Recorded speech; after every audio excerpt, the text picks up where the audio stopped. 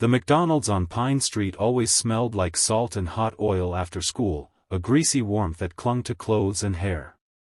It was packed the way it always was around 4 o'clock, students spilling in from Ridgeway High across the road, backpacks slung low, voices loud with the relief of the final bell.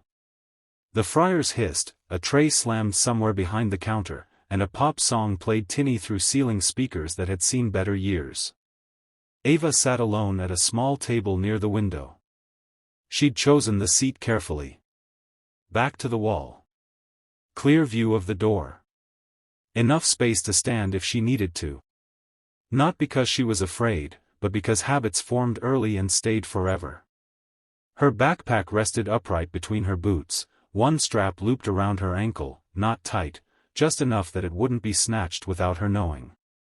She unwrapped her burger slowly, paper crackling softly beneath her fingers. She hadn't eaten much since breakfast. New school schedules were still throwing her off. Her dark hair was tied low at the nape of her neck, neat and practical, not the kind of style meant to attract attention. She wore a plain hoodie, sleeves pushed up slightly, and jeans faded at the knees. Nothing about her screamed for notice. And yet, she felt eyes on her. Not everyone's. Just the wrong kind. 5 boys came in together, loud and careless, filling space as if it belonged to them. They shoved each other toward the counter, laughed too hard, and slapped bills down with exaggerated confidence. Varsity jackets hung open, jerseys peeking through underneath. The kind of boys who never checked over their shoulders because nothing bad had ever happened to them. Ava didn't look up at first.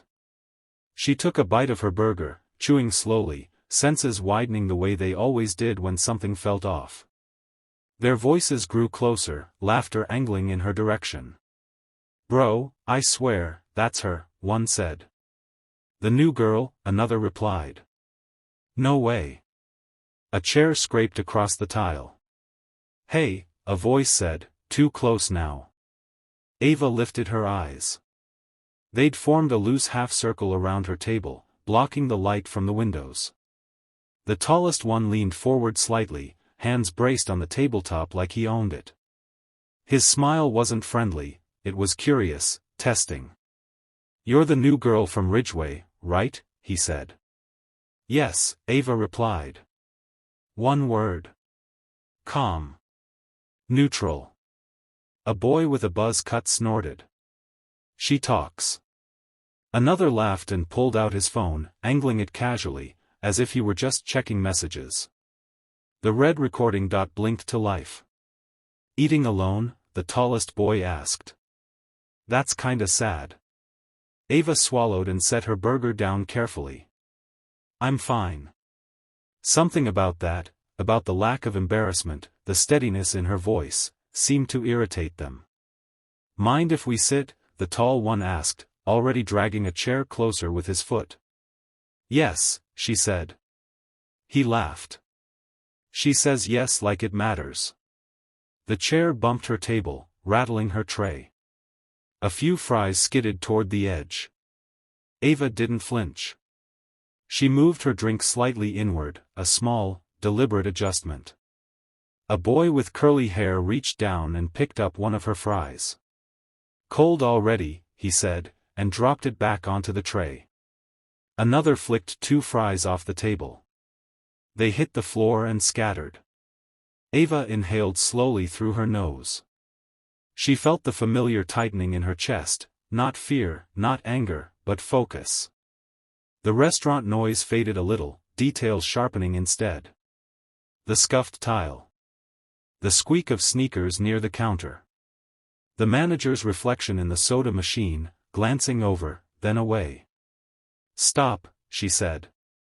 The tall boy tilted his head. "Or what?" She met his eyes. "Or you'll regret it." That did it. Oh, someone mocked. "You hear that?" The tall boy reached out and grabbed her wrist. Not hard. Not yet. Just enough to show he could. The world slowed. Ava's pulse stayed steady. She didn't yank away. She didn't panic. She shifted her weight, just slightly, aligning her hips beneath her shoulders. Her free hand rested lightly on the edge of the table. "Let go," she said, voice low. He tightened his grip, smiling wider. "Make me." She stood.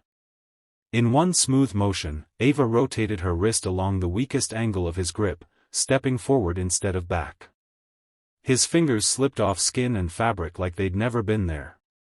Before he could react, she pivoted, her shoulder brushing past his chest, and the table bumped into his thigh. He stumbled half a step, surprised. "What the?" A chair clattered as another boy lunged forward, grabbing for her backpack.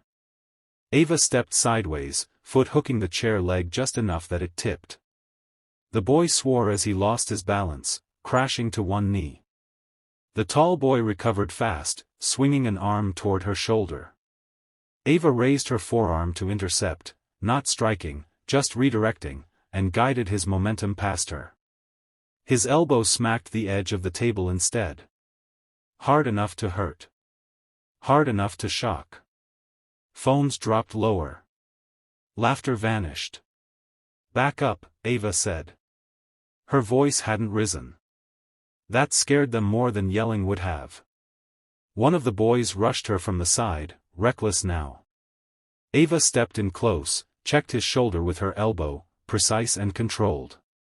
He staggered backward, colliding with the soda station. Ice spilled everywhere. "Yo, chill," someone shouted. The tall boy looked around, realizing for the first time that people were staring. A few students had stood up. A mother with a small child pulled her kid closer. The manager hovered near the counter, pale and frozen. "You think you're tough," the tall boy snapped, anger replacing amusement. "I think you should leave me alone," Ava replied. He took a step forward. And then a sharp whistle cut through the restaurant. Every head turned. The glass doors swung open, letting in a rush of cold air and street noise. Coach Ramirez stood just inside, broad shoulders filling the doorway, Ridgeway High jacket zipped halfway up. His eyes moved from the tipped chair to the spilled ice to the cluster of boys around Ava. His phone was already in his hand. "You," he said, pointing. "All of you. Sit down. Now." No one argued. The tall boy's face drained of color. Chairs scraped as they dropped back into seats, suddenly unsure where to put their hands. Ava stepped back toward her table, heart steady, breath controlled.